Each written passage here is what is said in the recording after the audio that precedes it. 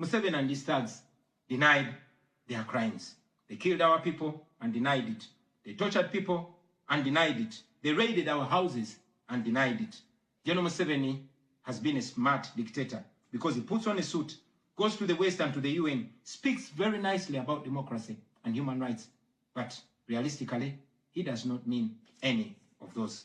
He talks about our so-called Human Rights Commission in Uganda, but the same person closed the UN Human Rights Office in Uganda 2 years ago because they dared to question him about his atrocities.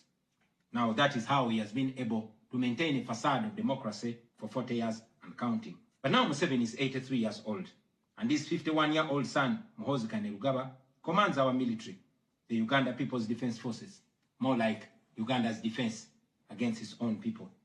And he's effectively in charge. Unlike his father, Muhoozi does not play the role of a good dictator. He openly and shamelessly says despicable things on social media. On Twitter, he openly confesses and brags about committing atrocities against the people of Uganda. When he was summoned by Parliament, he called Parliament a house of clowns and fools, and he threatened to arrest all of them.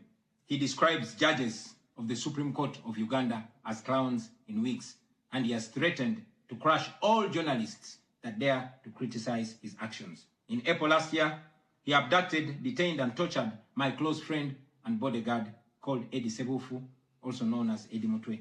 He later on posted on Twitter naked pictures of Eddie, boasting that Eddie Mutwe was in his basement learning Museveni's mother tongue, Bunyankole. Last month, he bragged about killing 22 of my friends, and he said that he's praying that I am the 23rd person for him to kill. In other words, Museveni and his son no longer fear international retaliation for their crimes. They've been so emboldened by your lack of action. They know that they can murder their own people, imprison them, torture them, remove their fingernails, push needles down their testicles, and nothing will happen to them. Now, they're using rape as a weapon. Boys and girls, men and women, people of all ages have reported being sexually assaulted by Muhoozi's military. And it's not rare.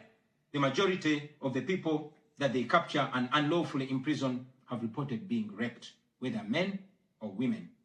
It is no longer possible, ladies and gentlemen, for the international community to deny Museveni's violence and atrocities. It's all over social media.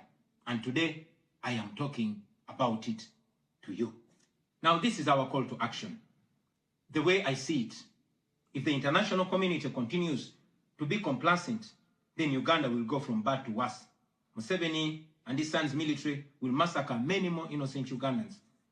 You, ladies and gentlemen, in the Western world, will be forced to grapple with millions of Ugandan refugees pouring into your countries.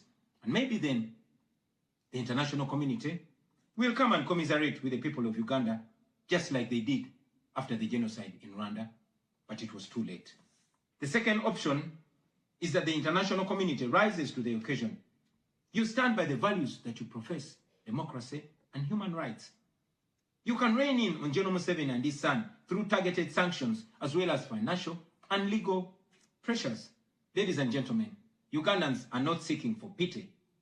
Ugandans are only seeking to see the world take action against the individuals that have violated their rights for far too long. Those that have abused democracy with impunity should be the starting point. Please sanction these individuals. Sanction General Museveni. Sanction General Muhoozi. Sanction all the police and military officers that are responsible for gross human rights violations. Sanction those commanders. Sanction the judicial officers that have aided criminality through deliberately misinterpreting the law or skewing it. Those that normalize electoral fraud.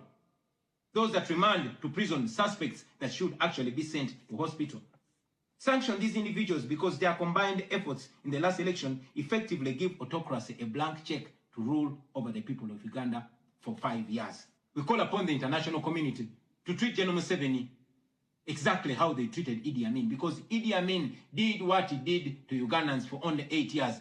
Museveni has done much worse to the people of Uganda, and it has been for 40 years and counting. Because of the inaction of the international community, Museveni's mode of dictatorship and human rights violations is being seen as acceptable in the region, and it must be stopped before it is exported to other countries in the region and in the continent. We ask the international community not to recognize Museveni's regime because it is not legitimate. Please terminate any forms of cooperation with this government because he is not legitimate. On our end, as the people of Uganda, we are committed to non-violent means of changing our country, non-violent means of putting an end to this 40-year-old dictatorship. And you can be sure that the people of Uganda will sooner or later free themselves, because oppressed people cannot stay oppressed forever. With your help, friends, with the help of the international community and development partners, we can change our country. We can liberate Uganda before it is too late. I thank you for listening to me, for God and my country.